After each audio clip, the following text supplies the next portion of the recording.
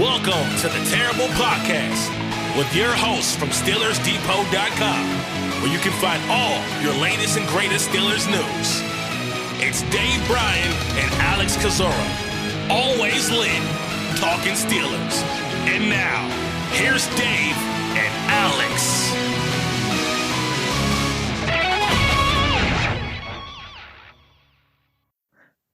Welcome to the Terrible Podcast, Season 14, Episode 130. He's Dave Bryan. I'm Alex Kozora, SteelersDepot.com. Thanks for being back with us here this Friday, Steelers Nation. Dave, the Pittsburgh Steelers are back on the practice field for day one of their three-day rookie minicamp that runs through Sunday. And so not all the Steelers, but the rookies, first-year players, undrafted players, tryout guys, football, in a sense, is back. And we got a lot to talk about today. Yeah, we hope that this is going to be somewhat of a little different kind of direction of the show, especially for this time of year. Obviously, talk about rookie minicamp getting underway. We got a new player to talk about under contract, and probably going. Hopefully, I don't jinx it here because these interviews have not started yet. But we've got a couple of beat writers.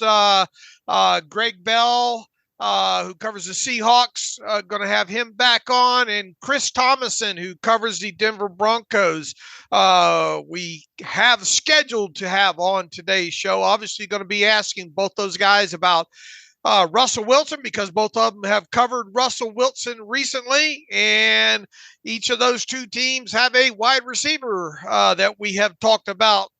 Maybe sort of kind of, who knows if the Steelers could have interest in trading for. So I have a feeling I know how some of those line of questions are going to be answered ultimately, but sometimes it's better to hear it from the horse's mouth and people on the other side who cover those teams there. But that's at least what we have planned for when it comes to this show. And hopefully I just didn't jinx everything. and speaking of jinxing, Paul Skeens, he's really a real person, right?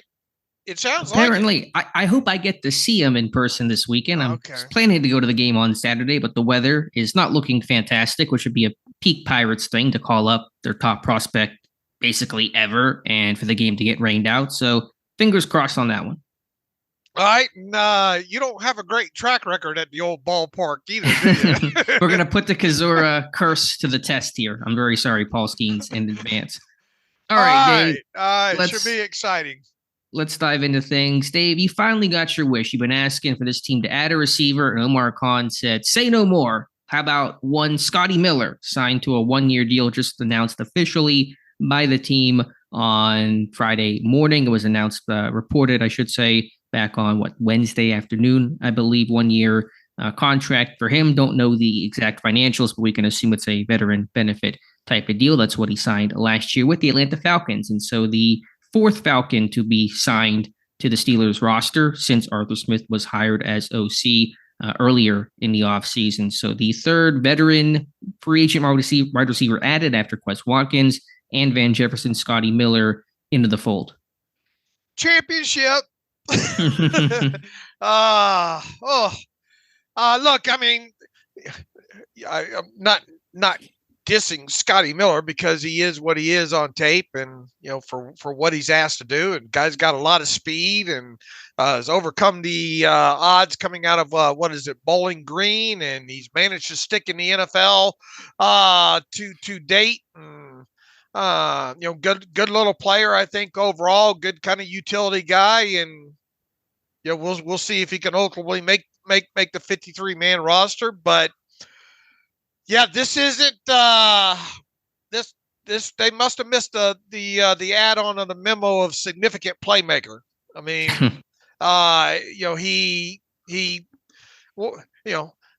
this is another guy to add in a room. It's like Arthur Smith's collecting former Falcon players like they're Infinity Stones or something, right? You get a free haircut with the next Falcons player. There you go. That's where it is. No, I mean, listen, in a vacuum, the signing is fine. He's athletic. I think he's comparable in a lot of ways to Calvin Austin, even Roman Wilson. He'll know the offense that can help him accelerate his time in Pittsburgh and maybe even teach a thing or two to some of the other receivers and skill guys in the room. So we don't want to knock it too much. And I think he had more success in Tampa Bay the last couple of years, before coming to Atlanta in 2023. So he's shown he can produce and make some plays, but they really are testing the limits of your Dave Bryan stance of, I'll take anyone to a 1-year veteran benefit contract, because they are really adding a lot of those guys. And the question just becomes, okay, that's all well and good, and there's no really risk to it and no big downside, but these are not the moves that are going to be the needle movers this team, I think, is angling to ultimately make. Yeah, and I think that's where it comes down to right now. Wait to see if they add a needle mover at some point. And look, if this contract is what we think it is, at most you're going to have $167,500 invested in him. That's all that it would use up in available salary cap space if they gave him the maximum signing bonus of a veteran benefit deal. Yeah, we're having fun at the top of the show and saying that, testing the theory of you can never have too many veteran benefit guys.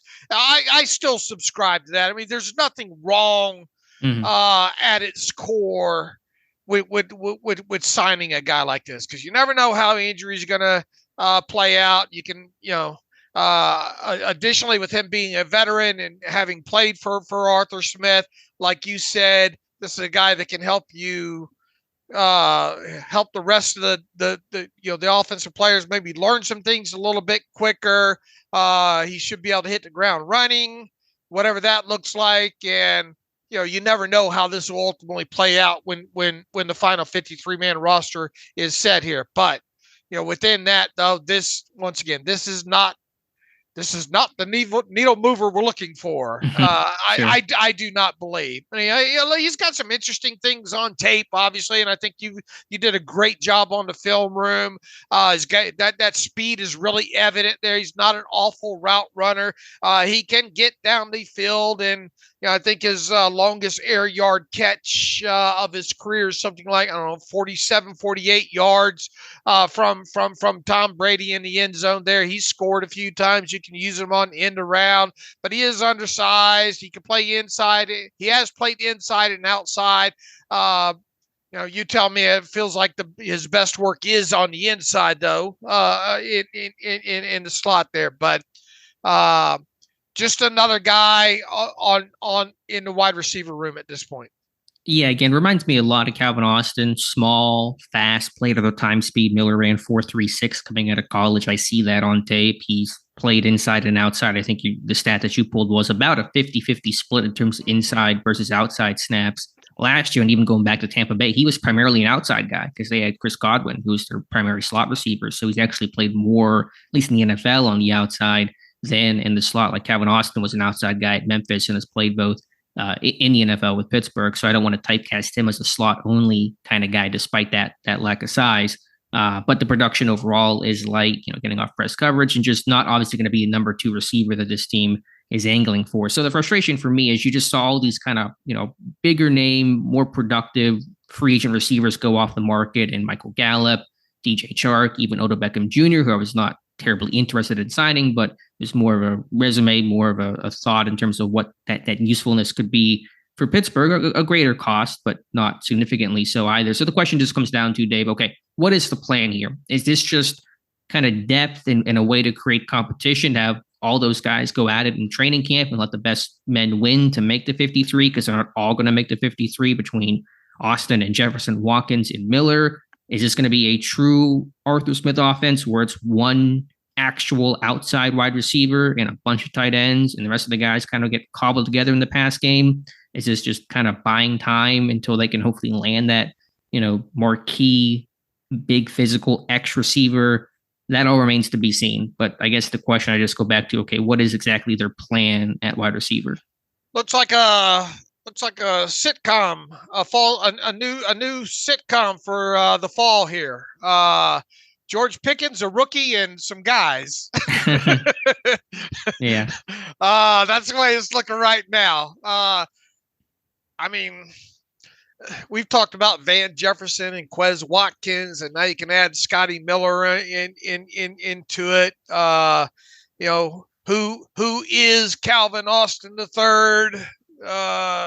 We still looking to try to find that out. Obviously, Roman Wilson being drafted, going to have a role in this offense. We have an idea who George Pickens is at this point and where George Pickens needs to go in his development moving forward. But I think you keep rolling back, and we're not the first ones to think this, but what happens if this is what your wide receiver room looks like and you're not able to run the ball maybe as effectively as you want to, and you end up with George Pickens. Look, if I'm a defensive coordinator looking at this wide receiver room right now as it stands with the Steelers, I'm thinking to myself, don't let George Pickens kill me. Sure. I mean, right now he is so clearly the number one guy. We had the Raider email last show that talked about the concern of over double teams, and I kind of discussed the validity to that and some also areas where I thought maybe it won't be as bad as it looks on paper right now. Again, what I just come back to overall, and as you always say, you got to let these things play out, and ultimately we'll see what the roster looks like come September, heading into week 1. But I think we're running into, we mentioned this last week or so, the Krispy Kreme dilemma, Dave, of diminishing returns, of, again, in a vacuum, signing any one of these guys, Jefferson, Watkins, Miller is fine, but the more you keep adding these guys, the more you sit there and go, okay, we kind of get it. Like, you're adding number 4, number 5 receiver types. It's not really doing a whole lot for you overall. There's got to be something more than that. So that's kind of, again, the crux of my issue right now. I used to have this, are you old enough to remember? Do you know what an icy is? Are you old enough to know? The slushies? Well, the brand name was Icy, at least in the South. I guess, and nationwide too. I mean, surely you know what yeah, it is a slushie, but that's how I know it. Okay. There was a brand growing up, and I know this was nationwide. It just probably was overrun by slushy in your area, but we knew them as ices. You go to the icy machine, and it had Coke and grape and all these different flavors. But it's the same thing as a frozen drink. And yes, we even had these back in the late 70s. The 1870s, they had them back then. 80s and all. Yeah. Well. I used to, anytime I'd be with my granddaddy, I'd try to con him into a pack of baseball cards and an icy, right? And anyway, he said he used to make me use my own allowance money or whatnot for that. Long story short, he said one time we got in there, he says, if you drink 2 small ices in 5 minutes, I'll pay for them. Well, okay. I got introduced to what a brain freeze is. Mm-hmm. It goes along the lines of how many Krispy Kreme donuts is too much, Right. And I don't know if we'd even qualify some of these as Krispy Kreme quality here, but yeah, I mean, I get the point there, and that's where we're at. And that's why we do look. It's our job to kind of look at this roster as it's built, as it goes, but it is important to remember that it is May the 10th. It is first day of rookie minicamp. I still like to think that they're not done overall. Going to be interesting to hear what our 2 guests have to say today. I got a feeling I know how that's going to go with what their thoughts of adding maybe 2 particular or one of either one of these 2 wide receivers that we've talked about quite a bit. But what is it ultimately going to look like? Is there going to ultimately be a needle mover added at the wide receiver position? It does feel, though, if they add that needle mover, whatever that looks like, that maybe we're cooking with gas here.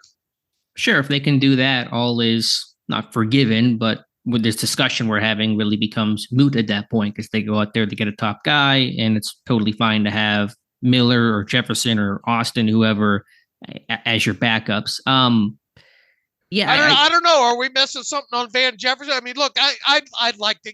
you really, you talked a lot about Van coming out, I did. I honestly don't remember, but I trust you on that. And I like him for what he is, but I mean, he is what he is at this point. It feels like, and so is Quez, and so is everybody else. They seem to have on this roster, and as much as as positive as you want to look at Roman Wilson, what he can hopefully eventually become, there is still going to be things that he has to work on as he gets into the NFL, and especially his rookie season, and fitting. In other words, I'm not expecting him to come in and catch 58 balls for whatever 12 yards per carry or 12 yards per reception would be on that.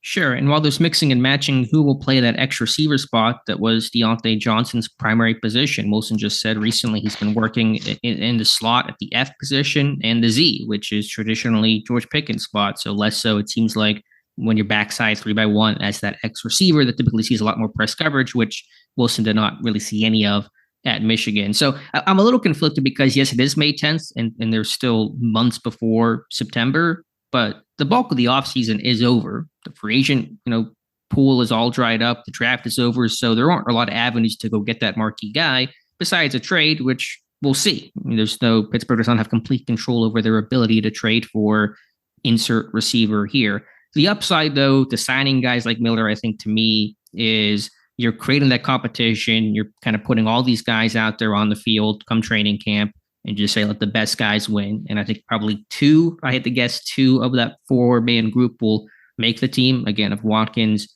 Jefferson, Austin, and Miller. And you just let them have at it and just say who makes the most plays in camp, dangle that carrot out there, you'll get a roster spot. And that will, I think, in Pittsburgh's view, let that competition, the cream, rise to the top. Right. And look, it's not like you're heavily invested in any of these guys, and even Calvin Austin III, right? Right. Still on a rookie contract. So you're not beholding to any of these guys because of salaries and all. You legitimately can, whoever does the most gets the roster spot. And that's the way it should be. Sure. So I get the value in that, but even knowing whoever does make it from that group should not be the number 2 receiver on this team, even if that's not going to be the most critical role in a run-heavy offense where Arthur Smith typically doesn't have, at least in recent years, 2 top receivers. The icy machine was down also more times than not. Like the McDonald's ice cream machine.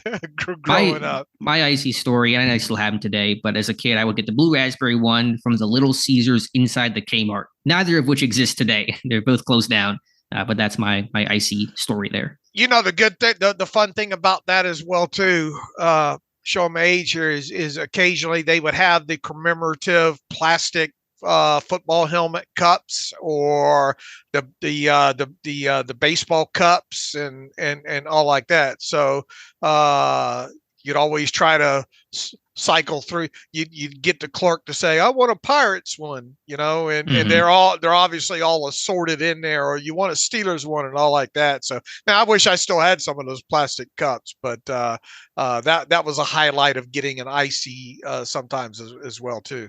All right, there you go. So any other thoughts here? Walk down memory lane. Exactly. And back when baseball card, man, you could get a pack of baseball cards for like, I don't know, it seemed like I remember them for like 15 cents at one time. And I can remember them at 35 cents and all like that. But anyway. Showing your age here today, Dave. But moving us forward. If you could build a time machine to 2-3 years ago, this receiver would look pretty decent with Jefferson and Watkins, etc. But that's not where this team is at. Hopefully, maybe their thought is they could recapture the magic on one of these guys, even Callaway from 2021. And if one of those guys can be what they were a couple of years ago, then maybe you have something there. But again, it just seems to be, a similar situation. Pittsburgh adding a receiver, but still needing to add at least one more. All right, probably some more wide receiver talk later in the show if our 2 guests come through. All right, certainly, Dave. Let's go to Najee Harris now and just kind of the quick 30-second summary of where things are at there. 97 The Fans, Paul Zeiss. I always don't know the Zeiss pronunciation on that. It was kind of had to be like wrestled out of him, but he had said that a little birdie told him that Najee Harris had asked the team to decline his fifth-year option because he wanted to play somewhere else after 2024. Shortly after that, his agent, Najee Harris's agent, Doug Hendrickson, shot back on Twitter and said, basically, get a new source. Your little birdie is wrong. And so flatly denying that Najee Harris asked the team to do anything about his fifth-year option. So that's where things stand on that.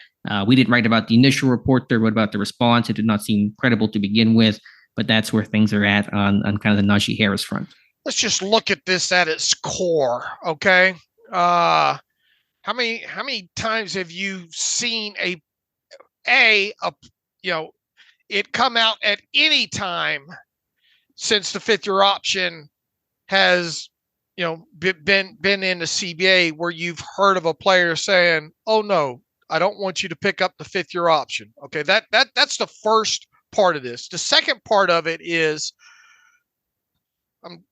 try to wrap your mind around a player playing a running back position. And Najee is a little bit older, right? How old is Najee now? 26, I think. Okay. And how many career touches does Najee have at this point? And he obviously has not missed a game. Right. He has, I'll get the number for you, 978 in the NFL, and was a 4-year player at Alabama, 2-year starter. All right. And how old is he again? He just turned 26 in March. Okay. And he plays what I think we would both agree is the most fungible position in the NFL, right? Right. All right. So you're going to tell me that, and this is a guy that also was, correct me if I'm wrong, chiming in a little bit about this time last season on the running back market. How it's deflated and he needs to help hopefully do his part in getting it, at least reset or increase and all like that. So you're telling me you add all those things together, and he, even if his fifth-year option was picked up, that he still does not get that money until next season, and which means he has to make it through another season to either get to stay healthy and get to next season. And if that fifth-year option was picked up, it would be fully guaranteed on top of it, nearly $7 million, which once again, by not having it picked up, he's not guaranteed anything past this season. Now, the last year, this season of him being a former first-round draft pick, obviously what he's scheduled to earn in 2024 is fully guaranteed, but it's less than $3 million, I think, when it comes to that. So you telling me he's going to come out and say, "Oh no, I'm good. Don't pick up my fifth-year option because I don't want that fully guaranteed," even if he was miffed at the organization, and even if his long game was to, I'd really like 2024 to be my final year in Pittsburgh because I'd really like to see what's out there.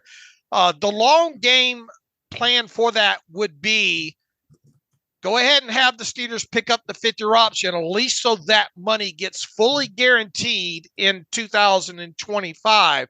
And then, after the fact, he could say, after the 2024 season, "Look, I want out of here. Trade me," and then on top of it, at least having that fifth-year option tacked onto his contract, it has him under contract one more year, which makes him a little bit more marketable if indeed the Steelers were trying to trade him to another team, because teams would obviously have him under contract at the time. And then once again, who knows what's going to happen in 2024 for him? It would be one hell of a gamble to say, "Don't pick up that fifth-year option on me. I want to get through the 2024 season, and I feel I can hit payday even greater than that nearly $7 million of fully guaranteed money next offseason." In short, there's nothing you could tell me that would have me fathom that a player, especially him, playing the position that he plays, would actually want the team not to pick up the fifth-year option. I wrote about after the option was declined, there's value in it being declined that he gets a year closer to free agency and secure that second contract. So I could see the argument of why he wouldn't mind the team declining it. But I've never heard of a player, to answer your original question, having any sort of say or input in his fifth year option decision. If somebody has, then let me know. But I'm not aware of a single case. That's a team decision that the player has no say, has no leverage in really overall. So that's where I come from not really believing that report overall, which was barely even framed as a report. I think it was even said as speculation that is now kind of turned into a report, but it didn't seem, they weren't confident in saying it.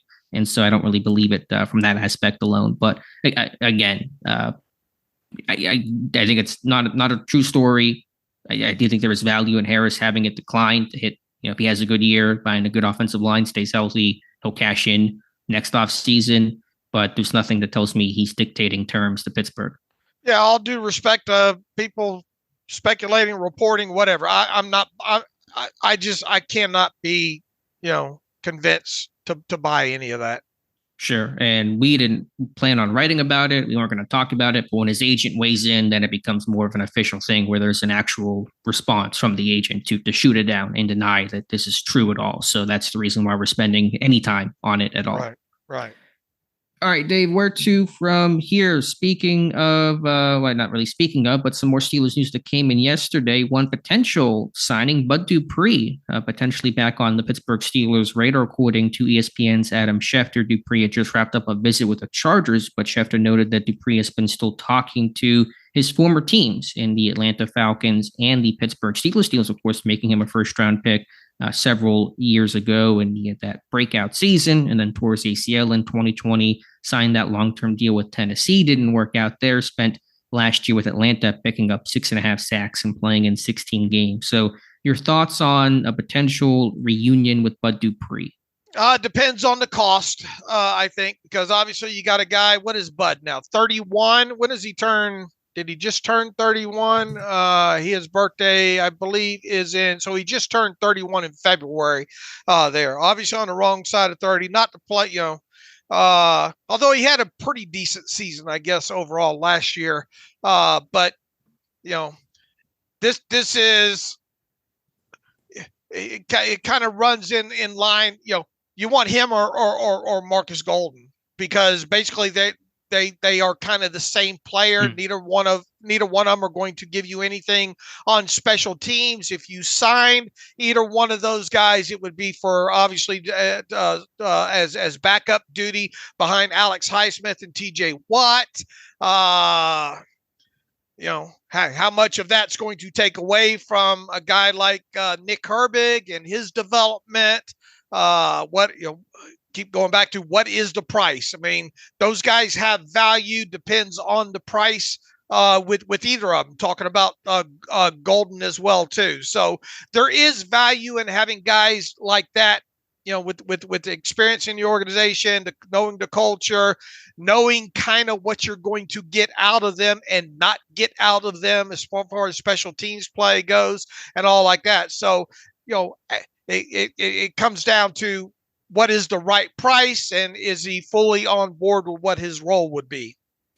Yeah, we've been occasionally asked about Dupree this offseason, and I've brushed it aside. I mean, if they want to do it, whatever the cost would be, I know it would be cheap. It's not going to be, something that's going to really impact things salary cap wise financially. It would be fine to do. I would not be, 100% against it, but I'm been generally fine with the room and how it looks right now, how it's constructed. My concern would be, I want Herbig to be the number 3. I think he's earned that ability and the trust to gain and garner more snaps than he had last year. Is kind of splitting time between himself and Marcus Golden is that kind of number 3, number 4. And Dupree's lack of special teams value is a bit problematic. And they kind of ran into those issues with Marcus Golden last year, inactive for one game because they needed some special teams help, and he wasn't playing much. Would play 5 or 7 snaps defensively. It just, it's a game day hat that isn't doing a whole lot for you. And, I like the construction of Herbig as your number 3, Jeremiah Moon, your number 4 special teams guy. So I'm good with its current form, but I will give Pittsburgh credit to this is I think they're realizing just how important it is to have really quality pass rush and edge depth. In past years, they've not always had that, to go back to What was that? Oh, 2022. a couple of years right in a row. It seemed like both offseason we were screaming for, got to get some depth on this thing.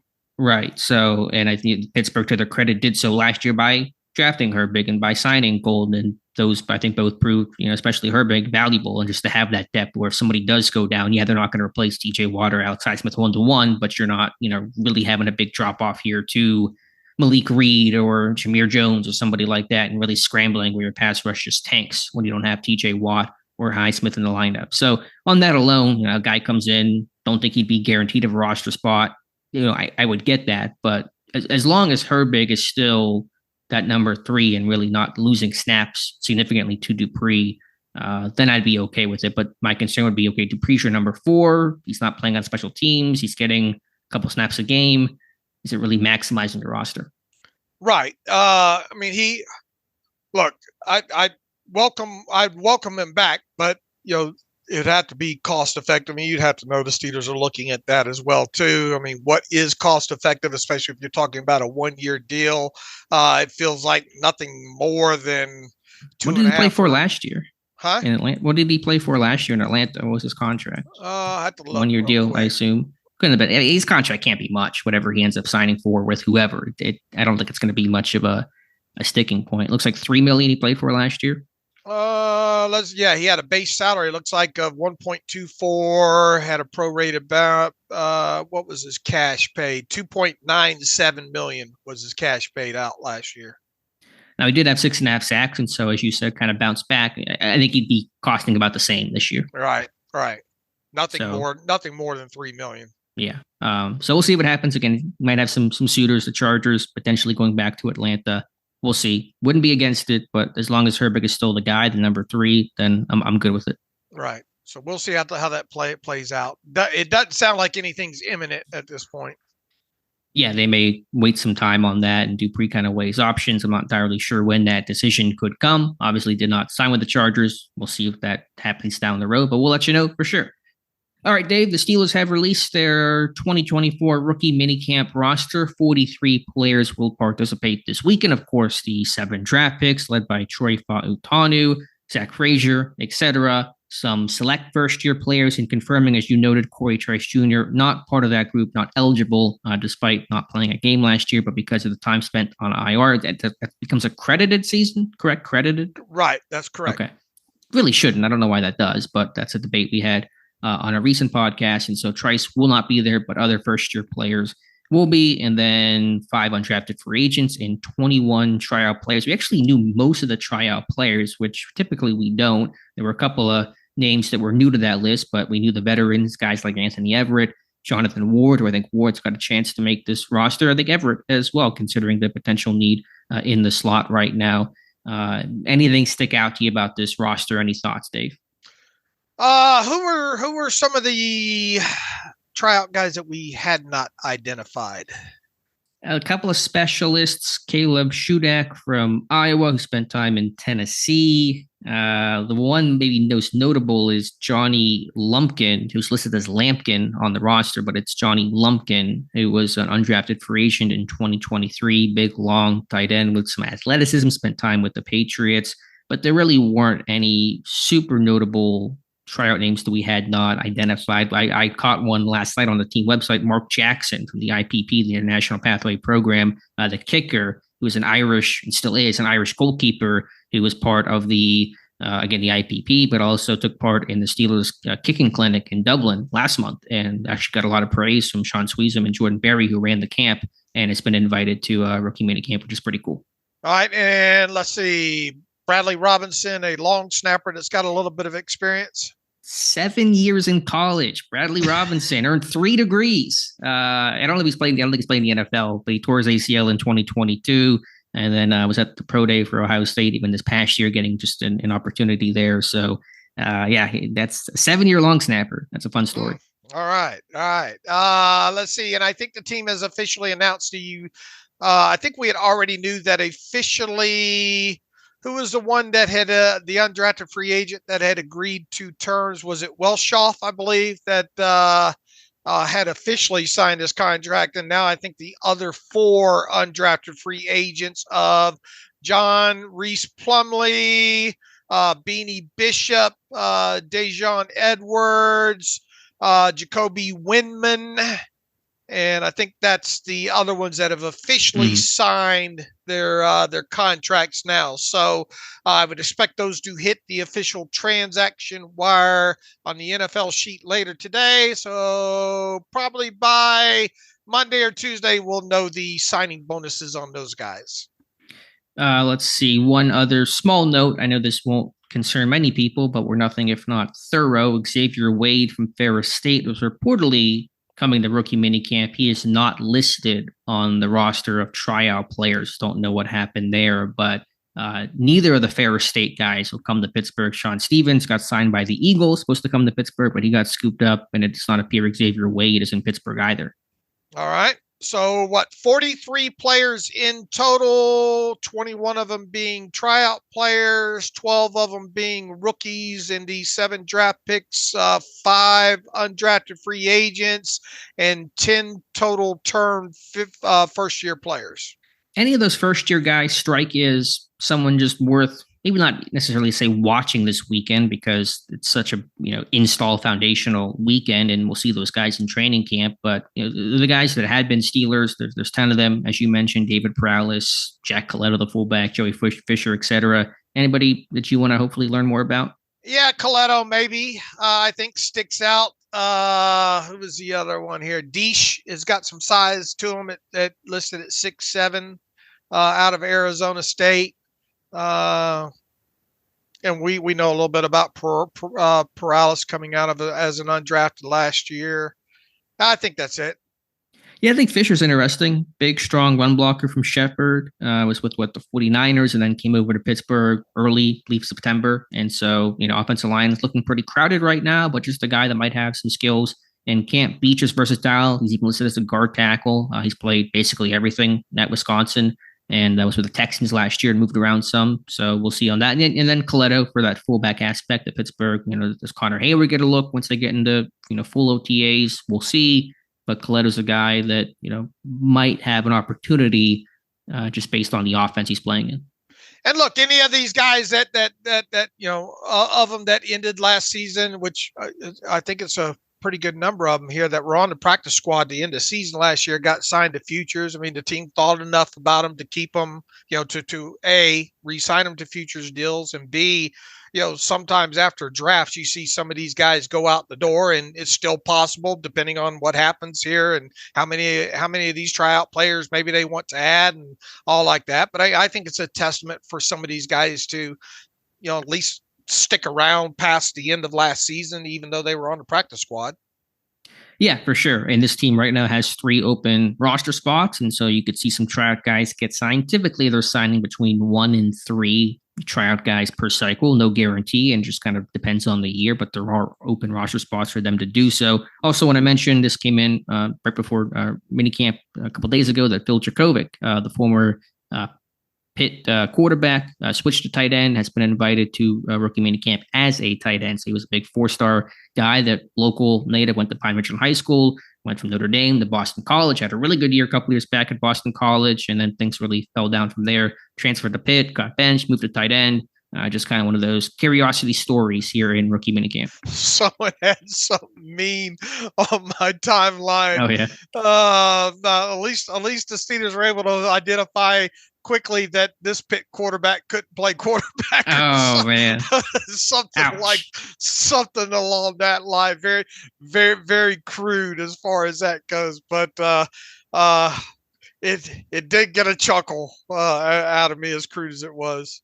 Just to double back, again, the 2 names I'll watch here that are pretty obvious, but from the tryout pool, the veterans, in Jonathan Ward, the running back, who's got a well-rounded skill set, can catch, play on special teams, could use an extra running back for depth here in training camp. And then Anthony Everett, who's played with Baltimore, I think started 14 games 2-3 years ago, picked off 3 passes, didn't take a defensive snap last year, but if he can get a look in the nickel role, because right now, again, there is just really not much there. There's Beanie Bishop, some futures guys, but that slot corner, until they add somebody, and I think they will add somebody, probably a former Steeler, Peterson, Sutton, we'll see, but Everett's a guy, I would not be surprised if he got signed. All right. Let's see. And they practice today, tomorrow, and Sunday. I don't believe the Sunday session is open to the media. Obviously some interviews with the draft. I would imagine the draft picks and undrafted guys will get the most attention from the media these next couple of days. So be passing along pertinent things that some of these guys say. All right, Dave, anything we're missing? Any other topics you wanted to discuss today? You tell me what else I think we hit most of it here, didn't we? Yeah, let's see. Cam Hayward was on Seth Meyers. I guess that'd be technically Friday morning, but nothing too notable there. He did have on Kevin Colbert on his Not Just Football podcast that took place during Saturday's draft. Did anything from Colbert really stick out to you overall? He said, don't reach, right? Yeah, there were predictable responses to that and some of the arguable reaches that Colbert made. Let's see. They can read about that on the site. I don't think we got to go diving deep down. The Titans gonna reportedly keep Treylon Burks, I guess, or at least they're saying. Yeah, I mean that's always going to be a team's public posture, but wrote about that even after signing Tyler Boyd, they're still high on Treylon Burks. And listen, Boyd's on a 1-year deal. I think D-Hop's in last year of his contract, and so you could try to argue that these are short-term things and not. The roster is going to have turnover, but I would not be surprised if Burks got dealt here sometime in August, September. Okay. All right, Dave, let's do this. Now we have 2 interviews today with 2 opposing beat writers getting some information on some potential Steelers and some current Steelers. We'll talk to 2 men today, starting off with Gregg Bell, who we've heard from before, covers the Seattle Seahawks for the Tacoma News Tribune. You can follow him on Twitter at GBellSeattle. And then after that, we'll talk to Chris Thomasson, who covers the Denver Broncos for the Denver Gazette. Follow him on Twitter at Chris Thomasson. Get his thoughts on Courtland Sutton, on Russell Wilson. So we'll take a pause and start things off with Gregg. All right. Welcome back to the Terrible Podcast, the Friday edition here. And as promised, we have on a friend of the show, been on several times. He covers the Seattle Seahawks for the News Tribune, obviously in Seattle. Covered him for quite a few years. He's our go-to guy for all things Seahawks here. Of course, talking about Gregg Bell. You can follow Gregg on Twitter/X at GBellSeattle. You should already be doing that by now. So with that, Gregg, welcome back to the Terrible Podcast with Dave and Alex. Thanks for carving out some time on this Friday, May 10th. How are you?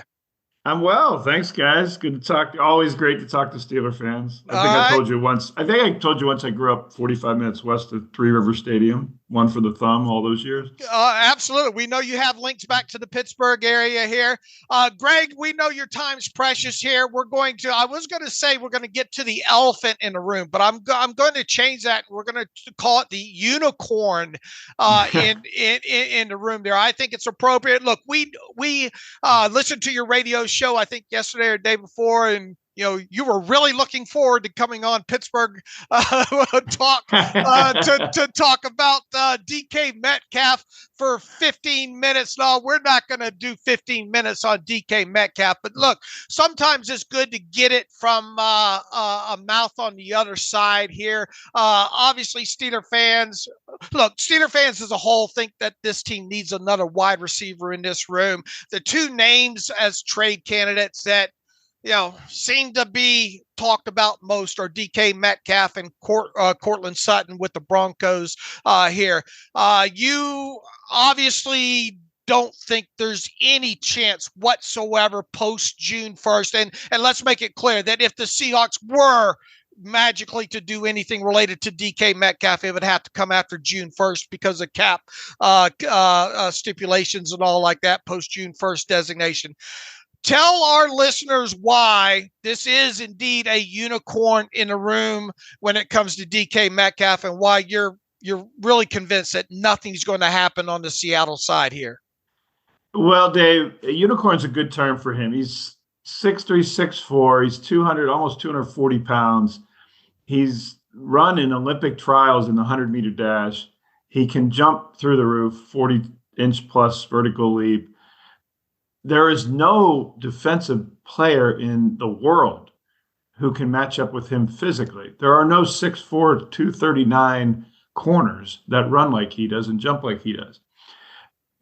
Having said all that, you would think he's broken every receiving record there ever was. That's not been the case here in Seattle. Some of that's been his own doing. At times he's very volatile and emotional player and lets other teams get in his head. Other times it's the offense's problem of either not getting him the ball or not having proper pass protection to allow him to get down the field for Russell Wilson and now Geno Smith to get the ball to him. But just purely on a physical nature and a physical scale, he is one of one in the league. They decided a couple of years ago to give him a $70+ million contract, and that runs out after next season. So it's true of any veteran in the NFL who has 1 year after the current one remaining on its deal, that people start looking at the cap hit, what it would save the team if they traded or cut him, and they're never going to cut DK Metcalf. But because of the Seahawks being up against the cap, and they're going to have to clear some space in order to sign their 8 draft picks here in the coming months before training camp, then you get into suppositions and speculation. Here's the difference between when they re-signed DK Metcalf to his second $72 million contract a couple years ago and now. Back then, they still had Russell Wilson, and they were staring at having to re-sign Russell Wilson for the top of the market, $250+ million, the deal that Denver eventually gave him. Now they have Geno Smith going on age 34, whose contract also runs out after 2025. It doesn't look like, because of age and where they may want to go, that they're going to re-sign Geno Smith at quarterback. They could have Sam Howell, who they traded with Washington to get right now as the backup. He's also signed through 2025. He could be the quarterback of the future, the way they're talking. If not Howell, it perhaps would be someone they draft next year. But the point is, they're about to get a lot cheaper at quarterback, which would allow them to afford keeping DK Metcalf and make him the centerpiece of the offense and have an inexpensive quarterback to build around him with the $100 million deal.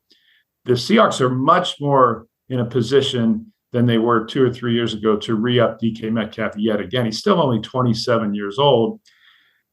Having said all that, it would, if the Steelers gave the Seahawks a first-round pick or multiple first-round picks, the Seahawks would listen. I'm not saying they would trade it, but the Steelers aren't going to do that. Not for a guy who then they have to turn around and re-sign for $100+ million next year. That's why I think this all conspires to DK Metcalf being the centerpiece of the Seahawks, not just for this year, but the coming years. They just need to have an offense and an offensive line that allow them to maximize his talents. When you look at his situation, I think he showed up for it because their start early in the offseason because of new head coach. And I think I've seen the pictures of him. So he doesn't look like he's disgruntled at all. He's got the new contract, although he's not top of the market. Are there any rumblings about him wanting more money?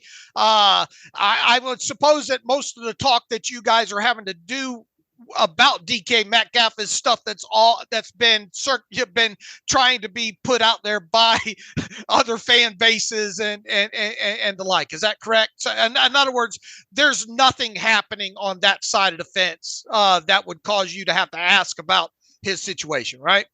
Correct. Dave, if I asked about DK Metcalf's contract situation right now, they would all look at me and say, what are you talking about? That's not a topic. It's not a concern for them. The Seahawks typically, for foundation players, redo or extend the deals in the summer leading into the final year of their contract. So I would look for the Seahawks to re-up him in the summer of 2025, right at the beginning of training camp next year, again, knowing that they're not going to have the big albatross quarterback contract that they've had for the last decade since Russell Wilson rose to prominence. The biggest talk about DK Metcalf right now, guys, is can he move into the next phase of leadership on the field, eliminating some of these extracurricular penalties, unsportsmanlike conducts, pushings and shovings that he gets with defensive backs who yap at him.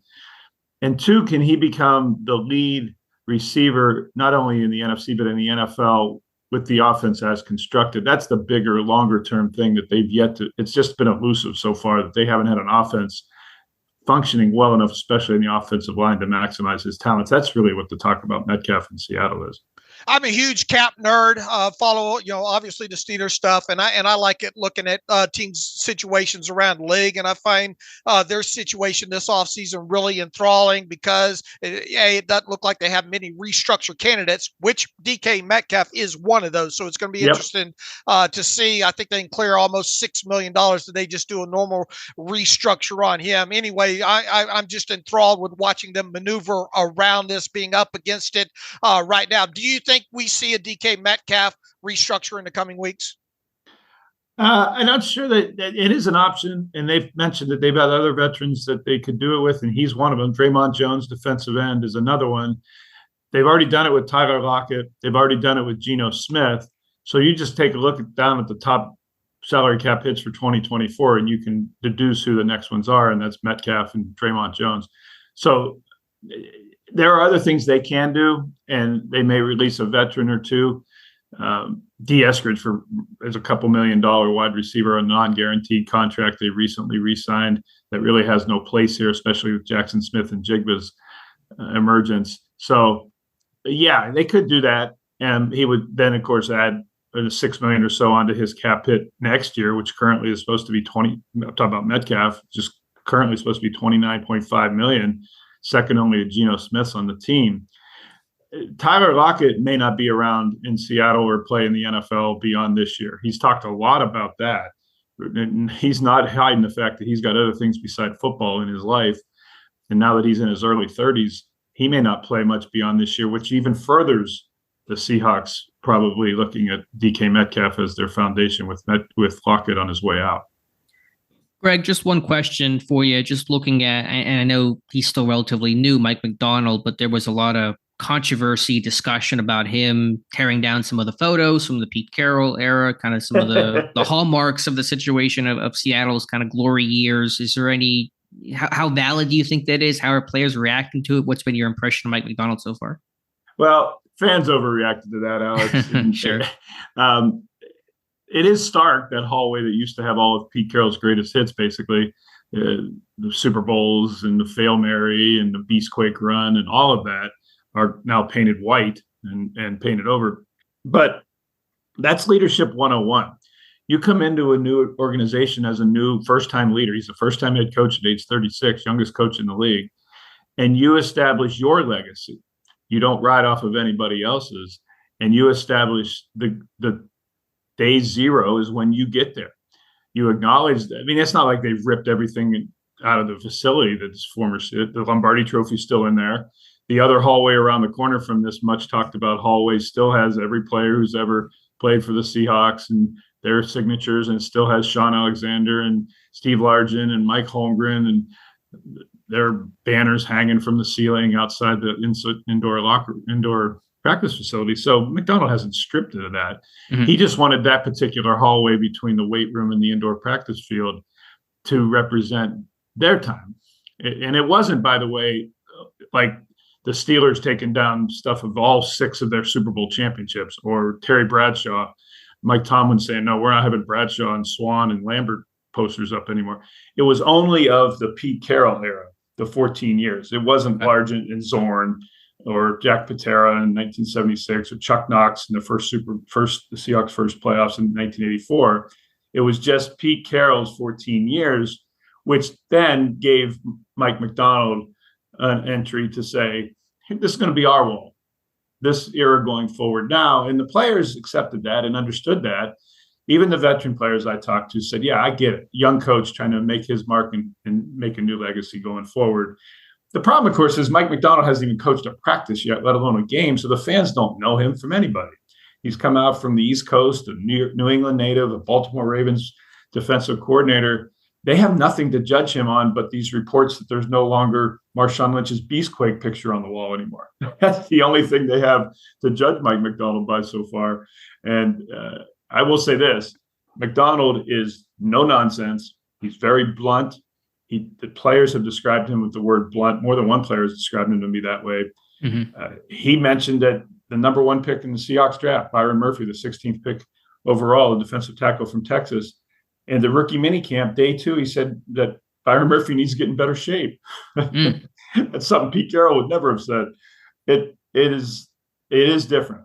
And the players, it's going to take them a while to get used to Mike Macdonald. He's much more direct than Pete Carroll was. Sure. Let me just ask you really quick too, Gregg, and then we'll start getting you out of here. Again, I know first off season's still pretty new, but how's the relationship between Macdonald and John Schneider? No one talks about John Schneider. He's one of the longest tenure GMs. I know with him and Pete Carroll, my sense was Pete Carroll was kind of running things overall, kind of had final say. What do you think that relationship is? Does Schneider have more power, more sway in that organization now? Yeah, absolutely. This is John Schneider's first time being in charge of the franchise. And up until January, when they fired Pete Carroll, Carroll was the ultimate football authority and the final say on all football matters. It was Carroll who hired John Schneider in January 2010 to be a first-time general manager, not vice versa. And that's unusual in professional sports, that the head coach has more authority than the GM. But that was how the Seahawks had to give Carroll that authority to get him out of USC and back into the NFL. Now it's John Schneider's show. And Jody Allen, the owner, and Burt Cole, the vice chair of the Seahawks, when they fired Carroll, they chose John Schneider's path going forward over Carroll's. Carroll wanted to keep all his assistant coaches, his coordinators, keep the same defensive system and approach, and thought he was closer than obviously John Schneider and the Seahawks ownership thought they were. So they chose Schneider's path to rip it all up and to go with the young, innovative defensive mind as a new head coach, bring in 21 new assistant coaches, all 3 coordinators new, all 3 playbooks brand new. They have a college offensive coordinator from the University of Washington, Ryan Grubb, who's going to be a first-time NFL play caller on offense this year. They have a never-before defensive coordinator, Aiden Dirty, a native of Great Britain, in from the Dallas Cowboys, a position coach for Dallas, is the new defensive coordinator. They are starting completely over after missing the playoffs for the 3rd time in 12 years. And it's John Schneider's game now. It is his decisions, the coaching staff. Macdonald was his hire. The coordinators were his hires. The draft picks were his picks. This is him. And this is the first time in his 15 years in Seattle that it's the John Schneider show. Mike Macdonald is subservient to that. He is absolutely second behind John Schneider. Of course, they're portraying it as a partnership, but it's clear that Schneider is the authority and Macdonald is working within Schneider's framework. Schneider has not had that authority in 15 years here. Gregg, as we get you out of here, you covered Russell Wilson obviously for years and with the Seahawks and all. And look, we've already talked quite a bit, obviously, since Russell Wilson signed with the Steelers, what we think they're getting in him and not getting at all. What are your quick thoughts on Russell Wilson to the Steelers? How do you see the fit? How do you maybe see that going? I don't think he's done yet. I think there's a lot left in Russell Wilson. I think it went sideways from Nathaniel Hackett in the get-go in Denver. The whole drama of having his own quarterbacks coach in the building with his own office and rubbing people the wrong, all of that, it went sideways from the start. I think that Mike Tomlin is going to be very good for him.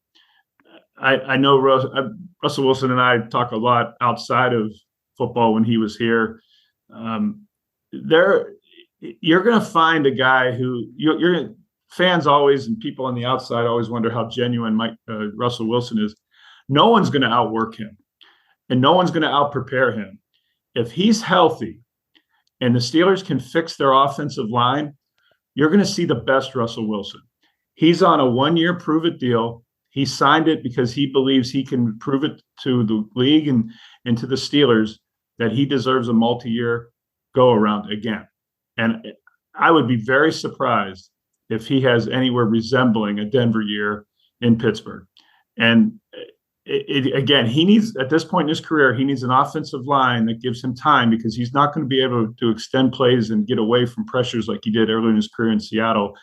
The Seahawks offensive line was really bad for a lot of the Seahawks in Russell Wilson's best years, and he made plays that should have never even happened. That's gone away from his career now that he's gotten older, of course. So if the Steelers, and they're on their path of doing it with their draft, and I thought Fatano was an outstanding pick for them, if they can fix that offensive line, you're going to get a Russell Wilson, I think, that the Steelers will want to re-sign after this year. All right, great info, Gregg. Look, we knew which way you were going to stand on the DK Metcalf thing. We took our shot anyway. We have you set the record straight there. I know it's May 10th. Other things you'd rather be doing this morning. No, it's always good talking to you. I thought Brandon Ayuk was already in black and gold. I thought that was a done deal. I tell you, Steeler fans are clamoring for something to add to that room. But Gregg, look, we appreciate you jumping on kind of on short notice to talk to me and Alex again. And would look to having you on the show in the future sometime again. So thanks for taking time with Dave and Alex on the Terrible Podcast again. Anytime, guys. Thanks a lot. Be well.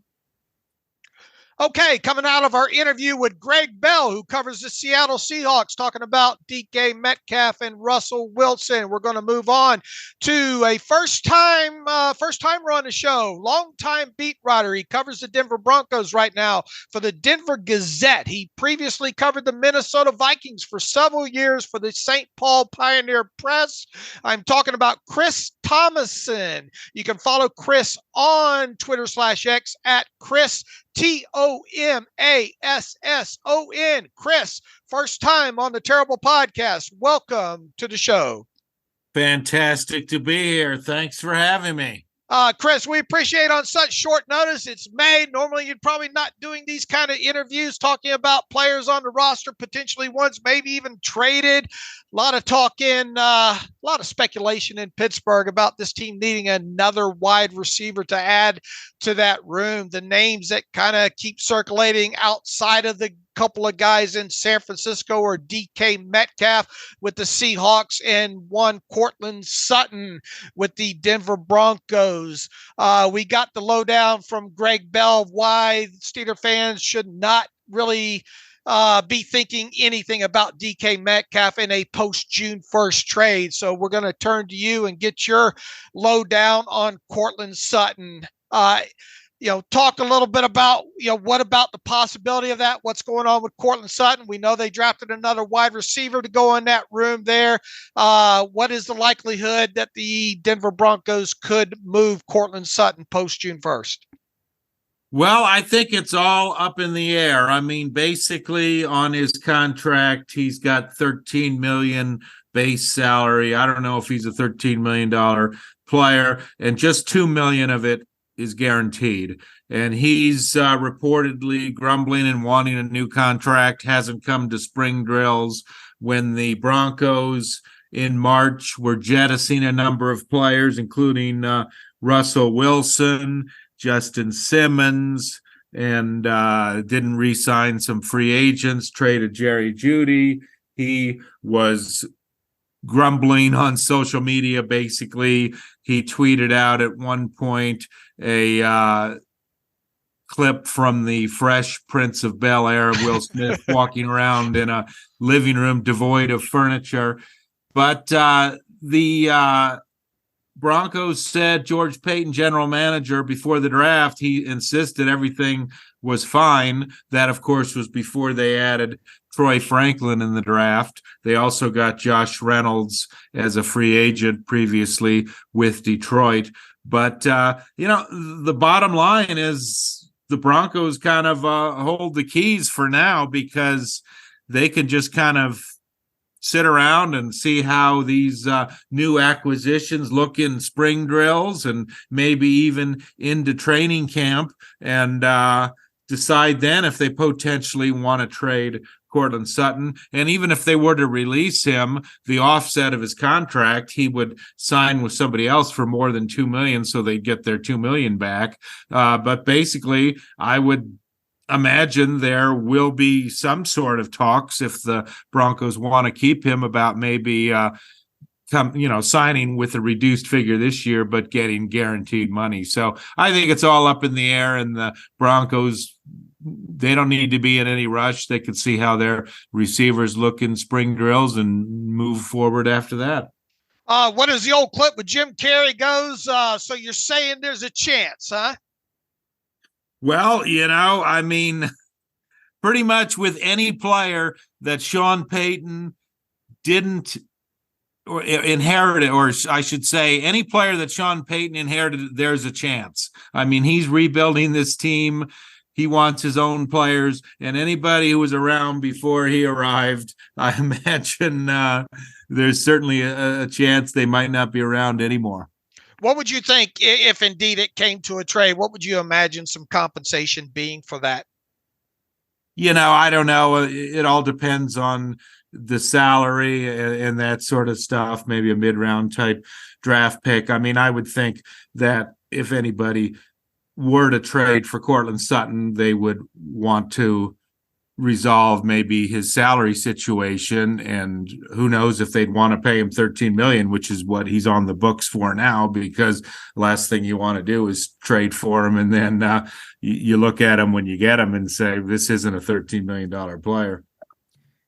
Chris, Sutton's unhappiness, you kind of touched on it, but I just want to confirm, is it strictly financially related for a new contract, or is there a general unhappiness about kind of the retooling that Denver's been undergoing? Well, I haven't talked to him, so I'm not going to put words in his mouth, but indications certainly are, with what he's put on social media, that he wasn't pleased with the roster moves in March, in which a lot of key players hit the road. But then again, they've since added Bo Nix as a quarterback. Maybe he likes that pick. I don't know. I haven't seen any response to him regarding that. Gotcha. And then I wanted to ask about Russell Wilson too, obviously Pittsburgh's presumed starting quarterback for 2024. How did you view Wilson's and Peyton's relationship? Obviously it felt very strained towards the end of last year with the contract situation. And there was a report from CBS Sports that, they had really tried to water down the playbook, or at least the play calling, using 2 words to try to help the offense go. Do you have any validity to that? Just give me a sense of how Wilson operated the offense and his relationship with Sean Payton. Oh, well, what you touched upon was well reported last year. That's nothing new at all. I mean, there were a lot of incidents in which the play clock went down, and Sean Payton said that they were going to kind of dummy down some of the calls. He did wear a wristband at one point. And yeah, there was definite frustration between coach and quarterback. And a lot of it too was the Broncos thought that a lot of the sacks that Russell Wilson got were his fault, and not getting rid of the ball or what have you. And normally people just associate sacks with the offensive line. And here the Broncos had gone out and spent tons of money on their offensive line, adding Mike McGlinchey and Ben Powers. They were the top 2 free agents they brought in March of 2023. And they thought that, that was a key issue in Russell Wilson not being able to avoid sacks. Chris, from what you know about Russell Wilson and looking ahead about his fit in Pittsburgh, obviously we've had time to break down his tape and all, talked a lot about him, what we think on our side. What do you think about Russell Wilson's fit in Pittsburgh, and how do you see that going in 2024? Yeah, I think he still can be effective, but, he's going to be 36 in November, and people get spoiled, obviously, with a number of these Super Bowl type winning quarterbacks who have been able to play into their 40s, Tom Brady, Aaron Rodgers, Brett Favre, etc. I mean, that's a rare type. I mean, most quarterbacks, when they hit their late 30s, they're not that effective anymore. I think he certainly still can be effective. I think he's still got something left in him, but I guess you would know better than I. It all depends on what the Steelers want and what they're looking for. I mean, obviously they got Justin Fields there, so I would think that there would be somewhat of a short leash on Russell Wilson. That's why when the NFL schedule comes out next Wednesday, I think it would be in the best interest to put that Pittsburgh at Denver game up very early in the season, maybe even Sunday night football, because that would take a lot of air out of it if it's in the middle of the season and Justin Fields is the Steelers quarterback. Yeah, I was going to ask you what your thoughts on maybe a little bit of rumbling speculation. That's all it is at this point of what, how early those two teams might meet. So we won't rehash that. What's your quick overview of the 2024 Broncos? I think that after there was a lot of grumbling by everybody in March about a lot of key players leaving and not exactly marquee free agents being brought in. I thought they certainly helped themselves in the draft. Bo Nix, I think, will fit Sean Payton's type of offense. Troy Franklin could end up being a steal as a wide receiver in the 4th round. They got Audric Estime, a running back out of Notre Dame, in the 5th round. So they got some key players in the draft. I mean, I certainly don't think that they're a playoff team. I mean, they can battle to maybe hopefully try to get to around what they were last year, 8 and 9. But I think if Bo Nix shows promise that he can be, a decent NFL quarterback this coming year, I mean, that's going to buy Sean Payton some time. And so even if they're not a playoff team next year, I mean, unless Nix is terrible and they're dismal, that'll keep people from complaining too much perhaps until 2025. But I would say it might be a good idea for Mr. Payton to at least be back in the playoffs by 2025. All right, good stuff, Chris. Look, I followed you a long time on Twitter/X. You do a great job of your NFL coverage, and look forward to reading your stuff with the Broncos this upcoming season. And when we find out when the Broncos and Steelers will face, hopefully we can have you back on the podcast to help us preview that game. And we know you have a busy schedule today, so Alex and I would like to thank you for jumping on first time on the Terrible Podcast with us today. Thank you so much, guys. Good luck to you. And welcome back to the Terrible Podcast. And again, our thanks to Gregg Bell and Chris Thomasson for their insights and information. Be sure to follow Gregg on Twitter at GBellSeattle. Follow Chris on Twitter at Chris Thomasson. Dave, good information from both those men. Yeah, look, and we know they were kind of short, but this time of the offseason, we had angles we wanted to go after here. Obviously, talking about DK Metcalf and Courtland Sutton being so we talked about both those guys quite a bit, and maybe the potential of the Steelers trading for one of those two guys. And obviously, both those guys have covered Russell Wilson, so it's good to kind of get their thoughts on Russell Wilson as he begins his career with the Steelers here. On top of it there. So I don't know, what the main takeaway here is it doesn't sound like they're, to hear Gregg Bell talk, it would be quite the development if DK Metcalf was traded to the Steelers. And I think when it comes to Courtland Sutton, that would be the more plausible of the two. Is that your sense you're getting now?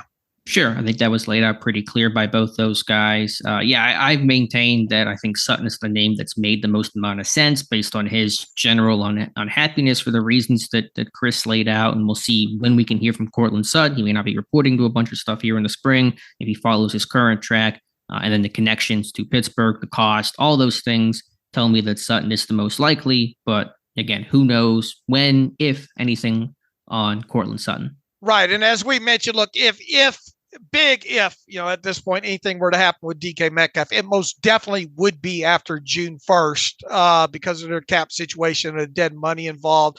As far as Courtland Sutton, it feels like that could, although it probably would behoove them a little bit, maybe with dead money and all like that, to wait until after June 1st as well too, so they could spread that out a little bit there. But it feels like, if either one of these guys were going to be acquired via trade, it feels like it would be after June 1st. And, Gregg's pretty emphatic that he doesn't think DK Metcalf's going to be on the move. And obviously, if they restructure his contract here in the next couple of weeks, you can automatically rule that out. So we get the word from the other side of the fence, so to speak, on both those guys. And, that's good to move forward on. All right, Dave, let's get through some reader emails and close out today's show. All right, let me sort them out here real quick. I don't think we have a lot of them. Let's go to Chuck Griffith, who writes in, Dave, great coverage of the potential wide receivers. Here are two more names that I have not heard you mention. He's got Quentin Johnson, underperformed his rookie year, new regime that drafted 3 wide receivers and signed DJ Chark. similar to Treylon Burks, he writes. Jalen Waddle, he says Miami has cap issues, drafted 2 wide receivers and signed Odell Beckham Jr., similar to DK Metcalf's situation, he writes. And apparently AB posted something about the number 17. He says wide receiver watch is bringing a bit of excitement to a typically dull period of the offseason. So what do you think about him talking about Quentin Johnson and Jalen Waddle maybe as potential guys? Trade. Quentin Johnson seems way too early, right? I mean, he definitely struggled last year, and the points well taken about the new regime, and there's no ties to Johnston, their first round pick. But man, he really struggled last year, and it's a little like Burks, but probably even worse, just because there's pedigree, but how much actual production are you getting? Are you getting a guy that's really going to be talented and can help you win? I'm not sure there, but I could see his availability with Waddle. I get what they've added, but man, they can really trade Jalen Waddle when they're trying to make a run at this thing. I have a hard time believing that. Yeah, I do as well too. And Quentin Johnston, once again, it feels like project more than prospect. Yeah, it's a good way to frame it. All right, Chuck, appreciate that email there. Carrie wrote in, longtime listener. She's in Maryland there. I'm not going to go deep into this, but she was just. We had some fun with me talking about cash and cap and joking how everybody always looks forward to that and all. But she wrote a very nice long email how some of it's hit home to her, even though she says sometimes the math isn't always mathing, and sometimes that I sound like Charlie Brown's either parents or teachers, wah. I mean, sometimes that's the way I sound to my wife, to be honest with you, a lot of times there. But she just says that she picks up on a lot of this talk, and she kind of put her son, who is still a teenager, in place by things that she has gotten out of some of the talks about cash and cap and all like that. So Carrie, I appreciate the email there, and I didn't want to go deep into it here, but it is fun to hear how sometimes this resonates with some people here. Let's see here if I got one more here. I don't know if we hit this the other day. Patrick Donovan writes in, first, let me say great job covering the draft. Regarding the wide receiver room, we know Tomlin and company love pedigree. So what are your thoughts on former first-round pick Treylon Burks with the Titans getting Tyler Boyd? I think we kind of hit on that when talking about Boyd the other day there, so I don't want to go down that. Look, I would not be opposed to going that route. I mean, obviously it'd be a cheap contract on Treylon Burks, but once again, is that a needle mover? Is that more project than prospect, I guess? Number two, he's got, with this coming year's draft being the last year of the COVID players' extra long year of college, do you think Tomlin and company would like to hold on to as many picks as possible? I guess he's talking about 2025 draft. Do we think the team would like to, because they're getting away from the COVID years here, would this team like as many draft picks as possible? It's hard to say this far out, Patrick. I mean, let's see how the season plays out. Let's see what the holes are. I mean, I don't really have a good answer for that, Alex. Yeah, I don't really either. I mean, it just kind of depends. I think there is some value in that you kind of get back to some normalcy in the draft starting next year, as you're kind of past all the 6-year type, COVID players and exceptions that have been given that made it an older class overall. And you had a really low number of underclassmen. I think those things will start to even out and look kind of pre-COVID for 2025. So there's probably at least a nugget of truth to that, but it just comes down to what opportunities you have come late this summer. Is there a chance to trade for somebody, for a late round pick that's worth it? Do you have an injury that you suffer where you got to go get somebody? I mean, those variables are very tough to predict. So, I think next year's draft is one component, but in terms of trading draft picks, later this summer, I think it's going to really come down to what your opportunities are. In a good draft next year won't prevent you from trading draft picks to go get a Cortland Sutton or a top name receiver if that becomes available. All right. One more from Taylor Carpenter here out of Athens, Ohio. Have you ever been to Athens, Ohio? Never been. All right. Dave and Alex, lots of talk on recent podcasts regarding the need to add an outside receiver. I was curious on how Roman Wilson stacked up to Deontay Johnson, so I went and looked at their draft profiles and was surprised to find they have almost identical measurables. Roman Wilson actually profiled as being more athletic than Deontay based on his combine testing. He writes, my question is, why can't Roman Wilson fill Deontay's vacated role? He says, I understand Wilson has played primarily in the slot, but in reading Deontay's pre-draft profile, he projected as a slot as well due to his size with potential outside capabilities. Can you guys speak to the major differences you see in Roman versus Deontay entering the league as rookies? Was Deontay just that much better as an outside option coming out than Roman Wilson? Really appreciate the Depot crew, best Steelers coverage, and it isn't even close. He says he never misses a podcast. Taylor, look, it's not that we don't think Roman Wilson can eventually become more of an outside guy. He obviously played a little bit of that at Michigan. He's talked, I think, on the Still Here podcast that he's going to, especially during rookie minicamp, play inside and outside, and that should be expected. You want to see as much as what this guy can do the rest of the offseason here. I will say this about Roman Wilson's college tape versus what I remember about Deontay Johnson's college tape. You could really see Deontay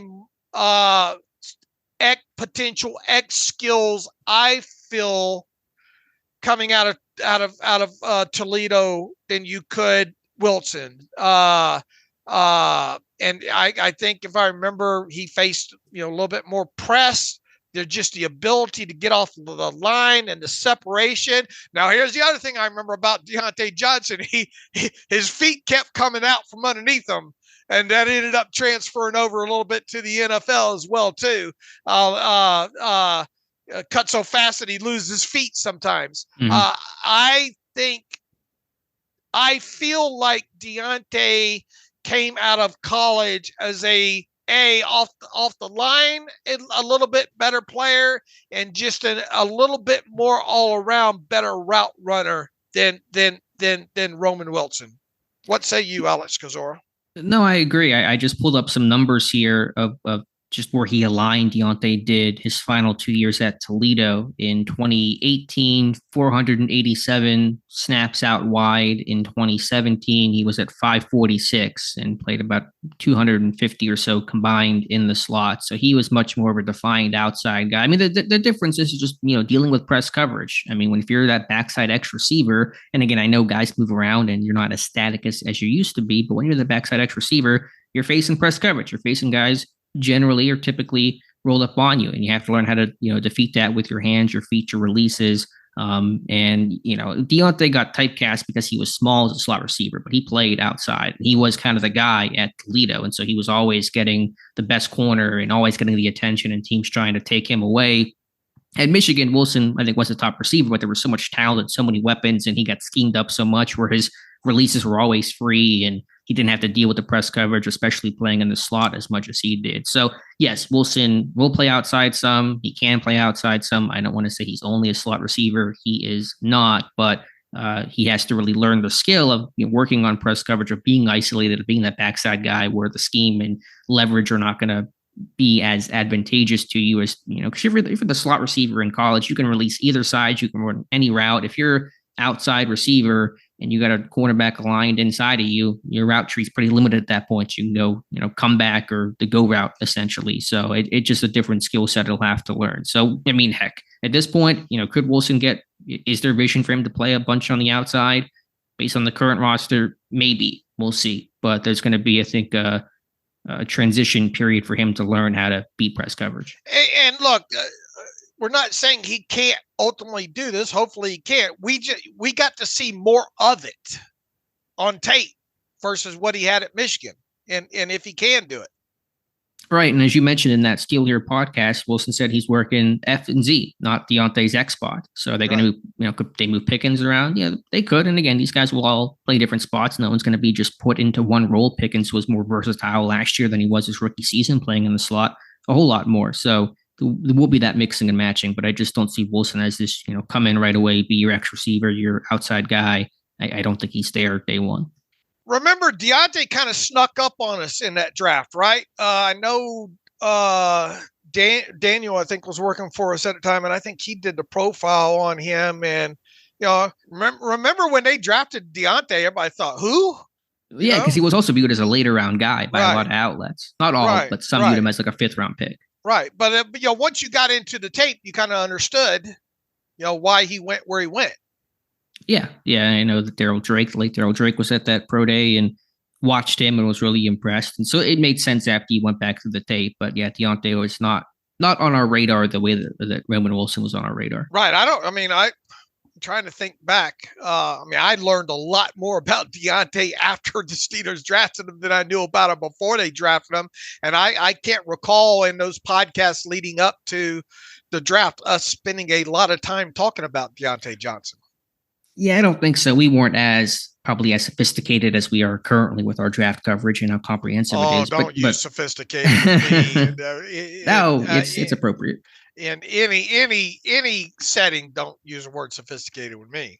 But I think certainly we weren't attacking the draft the way that we attacked it in this capacity today. So yeah, he'll get some looks there, but I wouldn't say that just because Deontay did it, Wilson can do it. I think they had two different skill sets, two different uses coming out of college. All right. I think we got through the emails there. Should have just asked you quickly earlier, and I apologize, just for what you're looking for at rookie minicamp, Dave. Our Jeremy Pike had a good article kind of previewing some things to watch out for. I want to see is Fautanu going to play left or right side? I know Broderick Jones will not be in rookie minicamp, but just to see where Pittsburgh's going to start him, will they play him at both spots?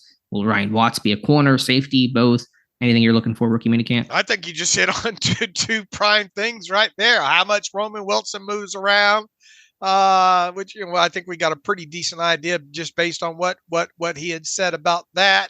Let's see here. What else kind of maybe sticks out? Where do you think Fautanu takes most or all the reps at if you had to guess right now, left or right tackle? I'll say right just to be different. And some of the reporting is suggesting right, but I think he probably plays both this weekend. Look, I'm all up for getting as much as you can on the right side. Yeah, if they're gonna if they think he's gonna be a right tackle, they need to commit to that and have him start repping there right now because he's not played it, and so he's got to start getting on that moving train to start getting some reps there. Obviously interested to hear what the early returns are on Beanie Bishop. So much fanfare on an undrafted guy, at a position that Steelers could use some help at. They're obviously, the typical stuff that Peyton Wilson ought to pick this stuff up quick. This is a guy that you would probably expect. Man, this guy plays like he knew all the plays. Especially with his closing ability and just leadership and the amount of snaps he played at NC State and. What's been written about how quickly he's supposed. There should be nothing but a lot of positive stuff coming out of guys like Peyton Wilson, I would think. I agree. That's a good point. I think that you're going to hear a bit about him covering ground, making plays in coverage. Again, it's tough to really evaluate, skill in a setting like this that's padless, and it's you're just getting everyone understanding where to line up and how an NFL practice works, and it's just kind of this hodgepodge of names. But I think Wilson is a guy that you would expect to hear some positive reviews just based on some, baseline skill sets and traits that he has. Will Mason McCormick get some center reps? Wouldn't shock me if they're going to try him at some different spots there, especially with a smaller roster right now. You won't have the typical centers in the mix right now until they get all together for OTAs. I'll be watching for that as well. Obviously, Zach Frazier will take most of the reps and he'll be playing center, but McCormick might rotate in a little bit as well. Did you watch the 5, 6 minute, 7 minute video that Dan Orlovsky posted either yesterday or day before on the playbook? Yeah, on the playbook. I saw it. I think he posted a part 2 today. I did not watch the video though. In so many words, he goes over what's thrown at him and how the younger guys are essentially thrown the full playbook like 3 times during the offseason. They get it right at rookie minicamp and kind of dumped in their lap, and then again during I think he said mandatory minicamp, and then obviously in training camp, and the whole the thing that I gotta, he goes through of how much their, first section is, what is a huddle, and yeah, because a lot of these guys in college didn't huddle. Right. The verbiage and pre-snap, audibles and stuff like that. And that's before even getting into the plays. And, it's the main takeaway is, and it's an obvious thing here is they, teams want to see how quickly a lot of these guys can grasp as much as they can grasp. Especially in a setting like rookie minicamp here, and I would imagine the faster that some of these guys pick this up, especially these tryout guys, and how quickly they move and function within that, will go a long way in deciding if a couple of these guys get signed. After this weekend. Yeah, I mean it's a different world from college, and Orlovsky's time is even different than where the college system is at right now, where a lot of these guys didn't huddle the way that you get play calls in. Now, I don't assume they're not doing radio calls in a situation like this, but you're getting actual play calls in college. A lot of it is turn and look at the cards where they have like the crazy signs that are up. And that's how you get the calls in, because college football does not have the headset communication until I think this year they're finally changing that. But, that's not going to matter as much for the left guard, but it's going to matter for these quarterbacks that are in there right now. And it's just tough because there's just so many new pieces all around. So you're just trying to have the fundamentals of let's have a clean snap, and let's get no one's false starting, and let's get everyone lined up properly, know what routes we're running. Those are the basic things to look for. And for the tryout guys, any of these guys, the guys that are conditioned, the guys that take the coaching, that make a mistake once, don't make it again once they're told, once they're corrected, and the guys who make a couple plays. If you do those things in rookie minicamp, like that's what I'm looking for. Just guys who are in good shape, who are smart, take the coaching, make a play or two. You do that these 3 days, you're sitting pretty. All right, I did not see part 2. I saw part 1, so I'll have to watch that later today. I think he just posted out. Maybe I'm wrong. I just was scrolling on Twitter here, and there was somebody that was doing an in-depth on one particular play, another quarterback, I think. But yeah, Orlovsky just put up a second video to check out. All right, so if you're listening to this, you're looking for something to watch, hit the Dan Orlovsky Twitter feed. So I found that quite interesting. All right, Dave, anything else? If not, we'll get out of here and come back Monday and see what the rookie minicamp news of the day is. All right. Let's see. In the meantime, you can follow me on Twitter /X at Steelers Depot. You can follow Alex at Alex_Kozora. Follow the show at Terrible Podcast. Email the show, theterriblepodcast@gmail.com. If you like what we do and want to donate to the cause, SteelersDepot.com. Hit the donate button, upright navigational bar. Also, if you like an ad-free version of the site, SteelersDepot.com. Hit the ad-free button. Follow the directions that way. So appreciate everybody listening today. And as always, thanks for listening to the Terrible Podcast with Dave and Alex.